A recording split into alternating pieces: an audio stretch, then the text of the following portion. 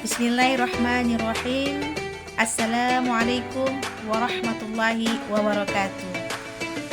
Alhamdulillahi rabbil alamin. Assalatu wassalamu ala asyrafil anbiya'i wal mursalin wa ala alihi washabbihi ajma'in. Qala Allah ta'ala fil Qur'anil Karim, a'udzu billahi minasy syaithanir rajim. Bismillahirrahmanirrahim. Innallaha wa malaikatahu yusholluna 'alan nabi ya ayyuhalladzina amanu shallu 'alaihi wa sallimu taslima. Allahumma shalli 'ala sayyidina Muhammad wa 'ala ali sayyidina Muhammad. Puji dan syukur marilah kita ucapkan kepada Allah Subhanahu wa taala yang mana hingga pada saat ini Allah masih memberi kita nikmat yang tidak ternilai harganya, baik itu nikmat kesehatan jasmani maupun rohani. Dan selawat berangkaikan salam kita hadiahkan kepada junjungan kita, baginda Nabi besar Muhammad SAW. Baik, langsung saja untuk mempersingkat waktu, izinkan saya memperkenalkan diri. Nama saya Juliana Handayani Boru Simatupang.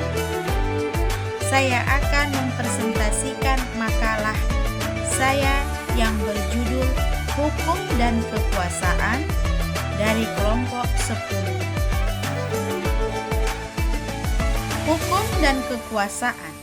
Dalam kehidupan masyarakat, kekuasaan mempunyai arti penting bagi hukum. Karena kekuasaan bukan hanya merupakan instrumen pembentukan hukum atau lawmaking, tetapi juga instrumen penegakan hukum atau law enforcement. Hubungan hukum dan kekuasaan bersifat saling melengkapi, tetapi juga dapat saling bertentangan. Hukum memberikan legitimasi dan kontrol terhadap kekuasaan, sementara kekuasaan diperlukan untuk menciptakan dan menegakkan hukum. Harmonisasi keduanya diperlukan untuk menciptakan pemerintahan yang adil dan stabil. Esensi kekuasaan dan hukum.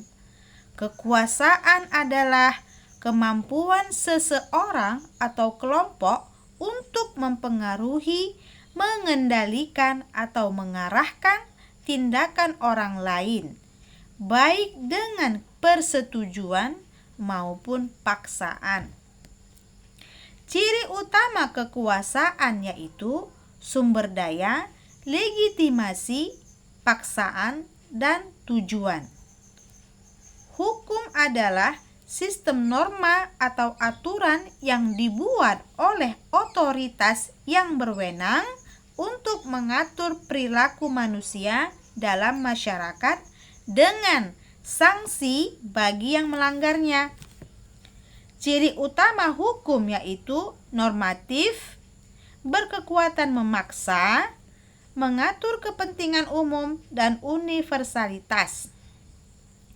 Hubungan politik dan hukum sangat erat, keduanya memainkan peran penting dalam pengelolaan masyarakat. Hukum sebagai produk politik.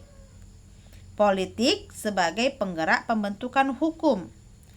Hukum membatasi politik. Dinamika hubungan politik dan hukum. Hukum harus berjalan independen dari kepentingan politik untuk memastikan keadilan dan keseimbangan dalam masyarakat. Namun, dalam realitas keduanya seringkali konflik dan dinamis, mencerminkan dinamika kekuasaan dan kepentingan dalam suatu negara. Peran hukum dalam pembatasan kekuasaan. Hukum memiliki peranan yang sangat penting dalam kehidupan masyarakat.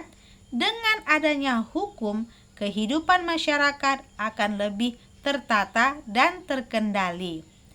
Berdasarkan pasal 1 angka 2 Undang-Undang Nomor 12 Tahun 2011 tentang pembentukan peraturan perundang-undangan, dan senada dengan amanat pasal 22D ayat 2 Undang-Undang Dasar Negara Republik Indonesia tahun 1945 yang menyatakan Dewan Perwakilan Daerah ikut membahas yang berkaitan dengan otonomi daerah, hubungan pusat dan daerah, pembentukan, pemekaran, dan penggabungan daerah, pengelolaan sumber daya alam, dan sumber daya ekonomi lainnya. Ada beberapa contoh pelanggaran hukum oleh penyalahgunaan kekuasaan, seperti suap menyuap, penggelapan dalam jabatan, perbuatan curang, gratifikasi, dan banyak lain laginya contoh. Baik, demikianlah pembahasan makalah saya yang berjudul tentang hukum dan kekuasaan. Dan apabila dalam penyampaian saya terdapatlah kekurangan, saya mohon dimaafkan. Dan marilah kita bersama-sama sebagai generasi bangsa, kita menjalankan hukum seadil-adilnya sesuai dengan Undang-Undang Negara Republik Indonesia tahun 1945 agar negara Indonesia berjaya selalu dari generasi ke generasi berikutnya. Dan saya tutup makalah saya ini dengan wabillahi taufik wal hidayah waridha wa inayah. Wassalamualaikum warahmatullahi wabarakatuh.